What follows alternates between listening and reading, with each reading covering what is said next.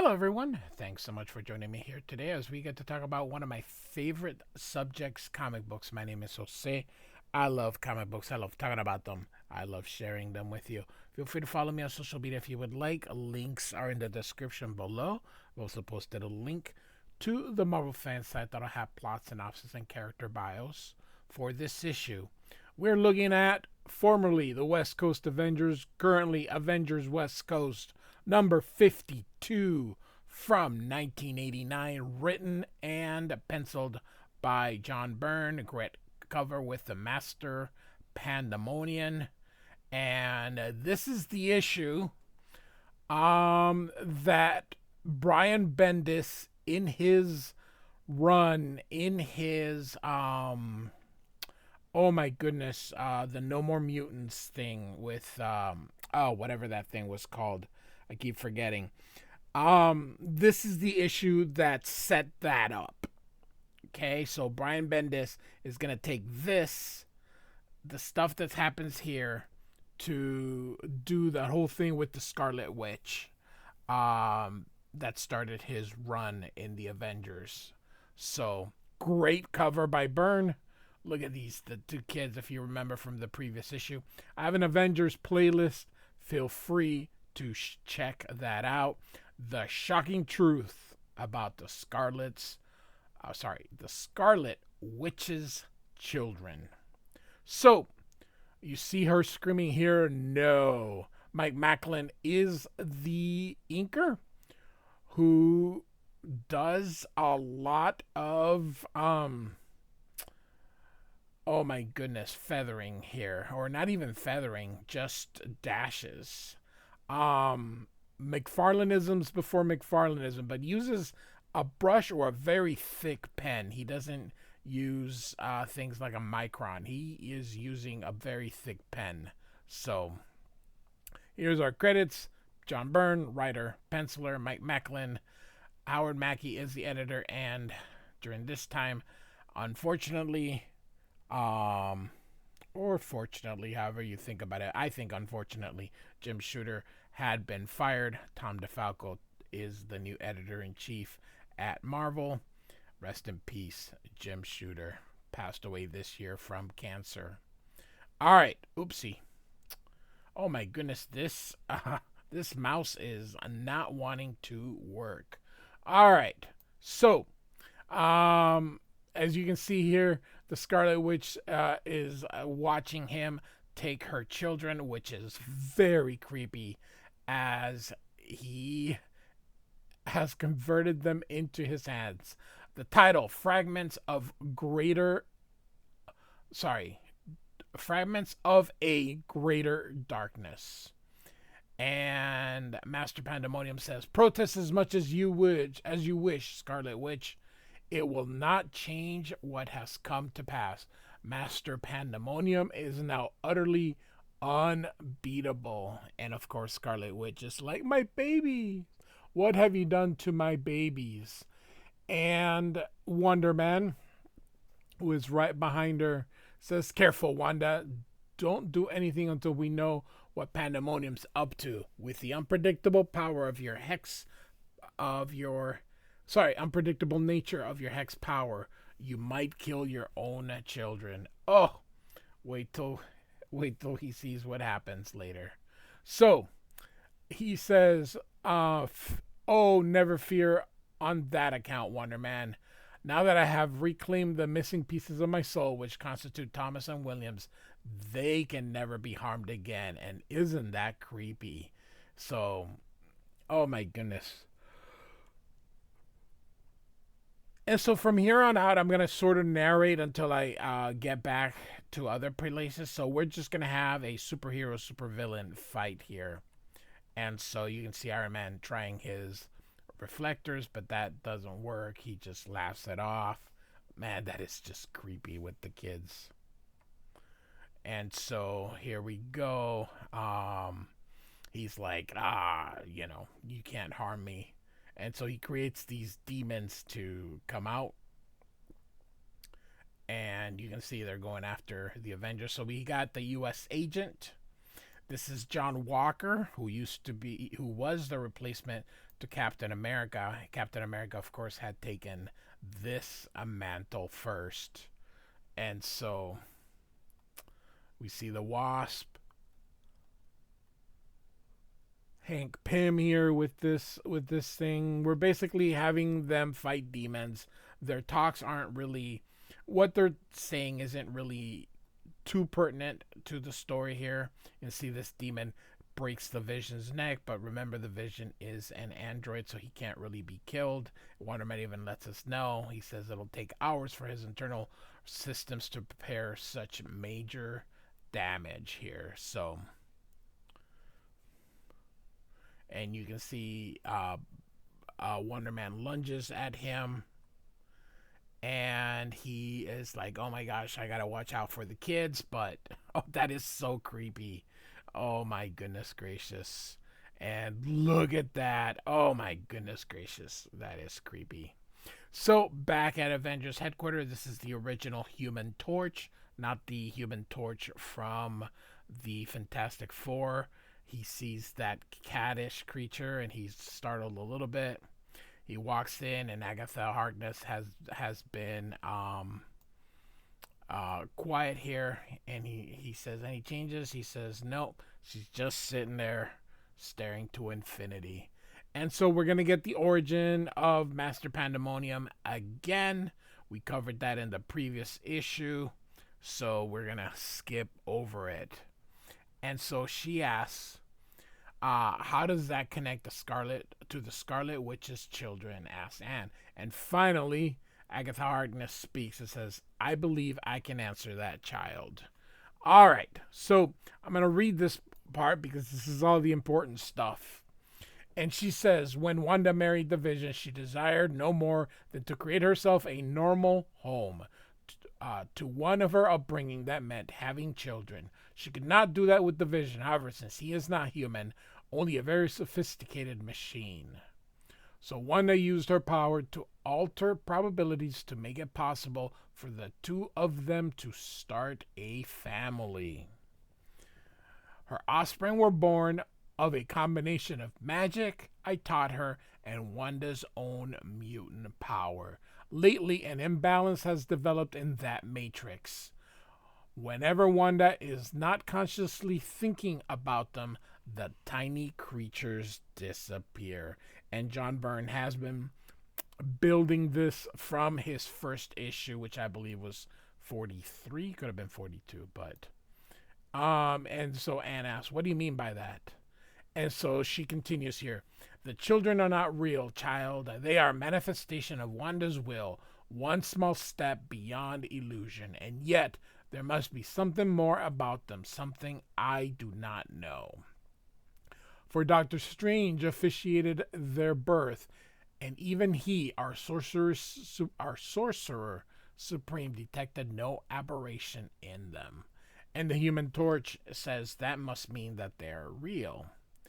And Agatha Harkness continues. There are many kinds of reality, and Wanda's power is greater even she than even she. Oh my goodness gracious! I'm sorry, I'm getting all tongue-tied here. Greater than even she suspects, but not so great that she can create life. That power is reserved unto but one force in the universe. But now, be still. I have other matters to attend. And the Human Torch says, wait, before you go off into a trance again, what about the Avengers? Are you still keeping an eye on them? And she says, not myself, no. But fear not, Human Torch. They are being watched. And of course, they're being watched by her cat. So, all right, we're back to the Avengers fighting the demons. And so we're going to kind of move on here. You can see they're getting captured. And this is so freaking cool. Oh my goodness gracious. And so the Avengers have been defeated. You can look at Master Pandemonium even saying in this place, I am truly Lord and Master. So he is quite happy with himself. And so he says, "Bring hither the witch. Do not fear, she cannot use her power so long as her arms are pinned. The souls of her offspring serve me well. Let us see what happens if I infuse them with her own soul." And so Pym is like, "Wait, there's something you haven't taken into consideration in this mad scheme of yours. You say Thomas and Williams are part of your own soul." And Pym says, "Yet they were born before you had your meeting with Mephisto. And we're going to get an explanation of that. Mephisto is in his realm." And he says, "Indeed they were, Dr. Pym, for Mephisto is rightly called the Prince of Liars, and nothing I told Martin Preston has even a shred of truth about it," he says. And so the truth is that once Mephisto himself was destroyed by the mutant son of Reed and Susan Richard of the accursed Fantastic Four, that was an FF 277, he's talking about Franklin, that moment of unbeing was but temporarily. So long as there is evil in the world, ever shall Mephisto endure. I recombined over time, but I soon discovered I was diminished, that Richard's brat had shattered my essence into 6 parts, and 5 were still scattered wide. Though I was restored, it was at 1/6 of my full potency, 1/6 of infinity to be sure. But I did not wish to waste that precious energy in search of my missing element, so I convinced the means by which I could transform a human into my unwitting gudgeon. So Mephisto lied, and so he's still in his realm here. So it does look like but you can see the smoke here. "It was never his own soul for which he searched. Rather, I made his a receptacle for my own missing quintessence." Oh, big words, like Chris Claremont. And so Pandemonium says, "You lie, Pym. These children are part of my soul. They must have been created after my encounter with Mephisto." And Wanda agrees with Pym. And she's like, "I see it now. This is some kind of ruse. You seek to delay the inevitable by confusing the issue. But the time you buy as, and then suddenly the Human Torch or the original Human Torch appears, and he's like, 'What? A portal back to the earthly dimension, but who?' And so he says, 'I've been called a few things in my day, but I guess right now you can call me the Soulbringer. I believe these 2 belong to you.'" And so he brings these 2 pieces of what the soul. He's like, "The fragments of my soul, give them to me." And then he says, "Not so fast. First, I want you to promise the Avengers will be released unharmed." "Yes, yes, just give them to me." And of course, U.S. Agent goes, "He can't be trusted." And he's like, "Don't worry about that. I got it." And he's like, "Do you? I'm going." He's gonna do the whole thing where I'm gonna betray you. But he's like, "Uh-oh," and suddenly he shrinks into himself, and it turns out, we'll see in just a moment here, that Harkness had done that, and so that's how they beat him. So now Mephisto has shown up here, and so now he wants his portions of the soul, but Agatha's cat is transforming here into like a creature, and of course, while that's happening, Agatha Harkness talks to Wanda here, and she says, "My dark familiar is not so easily destroyed, child. If he were, he would never have traveled to this place disguised as one of the Pandemonium demons. And so there's only one way now to end this battle and return you all to safely. You must open your mind to me. So open your soul." And so the cat here is doing the work, and just like in any comic book or story, we gotta wrap things up. So they are now back in their headquarters, and so there's going to be a little bit of talky talk, but this is very important for the Bendis run that will come like 20 years or so from this time. So Agatha Harkness says, "That was my doing, U.S. agent. I brought you here as soon as the last vestige of Mephisto's power faded from that place." Um, and he says, "You defeated Mephisto. You have that kind of power?" And he says, "No, Dr. Pym, I do not. But Mephisto laid the groundwork of his own undoing when he reabsorbed the portions of his essence which had become Thomas and William. Knowing them to be still bound by the spell Wanda used to create them, I was able to erase them from her memory. The resultant shock to Mephisto's system was enough to disperse him again for a little while at least." And see, Wonder Man doesn't like that. What the blazes? So sorry. Wait a minute. What in the blazes are you saying, lady? What do you mean erased? Tommy and Billy?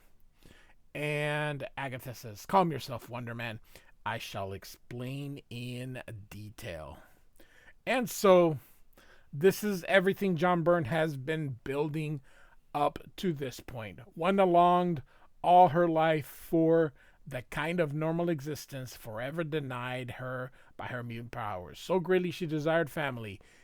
In her mind, the perfect symbol of a peaceful, happy life, that she suffered what in a human woman would have been a hysterical or imaginary pregnancy. In such cases, there is usually no child to be born, but Wanda's power to change probabilities created Thomas and William, twins, you see, to double the fulfillment of dreams. Since her power cannot create true life, she reached out unconsciously to snare any which would function as souls for the newborns. And so, by the way, Wanda is out, so she's not listening to any of this. What she caught still, what she caught, still much weakened by the recent separation, was two of the missing pieces of Mephisto. And the Wasp asks, "What will happen now?" Um, I know Wanda, when she returns to consciousness, her first thoughts is almost sure to be of her children. And Agatha says, "No, it will not, Wasp. To spare her that pain, I have closed that corner of her mind for all time. The little creatures she created are gone, restored to their original state. For Wanda, it will be as if they never were." So Agatha Harkness has erased her mind. And of course, the U.S. agent doesn't like it very well, but he's like, "You must trust me in this." In the time I have known her, Wanda has become in my heart very much the daughter I never had. I would not have done that if there were any other way. Now take her to her quarters, Wonder Man. Let her sleep, awaiting the restoration of the vision. And so this here is just to let you know that the annual, that was part of the Atlantis attacks. I am not going to cover this annual because I'm not doing that story. But I will link in the description another YouTuber that has covered the Atlantis attack. So if you're so interested in following Atlantis attacks, which will include the West Coast Avengers annual, feel free to check it out. John Byrne writes and pencils it, and it's inked by Terry Austin. So it is pretty cool. But I'm not gonna cover it per se, but we will just take a look at it. So we're just gonna look at it so we can look at John Byrne's pretty art. And so, as I mentioned, this is the annual, and here we go. I like that, the title, "Gather Now Ye Seven Brides." And so that's part 12, and there's no way that I was going to cover all this here. So I don't even know what's going on. I had never read this thing at all. So during the late 80s, Marvel was trying to make the annuals kind of mean something. And they continued even into the 90s, but I like the annuals the way they used to be, which was a one and done story. But they thought they would get everybody to buy all of them if people would, like, if they had a story that continues, so then people would want to buy them. So yeah, it was a ploy, um, so that they could get more money, and I would just buy the cool looking ones. So yeah, I was never into into them. So anyway, it's not bad. It's not bad looking. John Byrne and Terry Austin reuniting. They were, of course, the team during Claremont with Chris Claremont during the Dark Phoenix saga. So,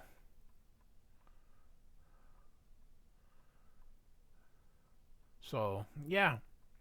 So you get to at least look at it. I'm not covering it. So feel free. Like I said, there'll be a link. There's a YouTuber that actually did um, put put the story. So check that out. Personally, I am not a big fan of these kinds of stories, but I mean, it's one thing to do a one and done, but man, to do a 12-part thing, and look, you weren't even then, you had to go buy a Thor annual. So, all right. Avengers West Coast number 52. John Byrne, writer and penciler, and Mike Machlan, the inker. Like and subscribe. I do thank you so much for listening. Goodbye.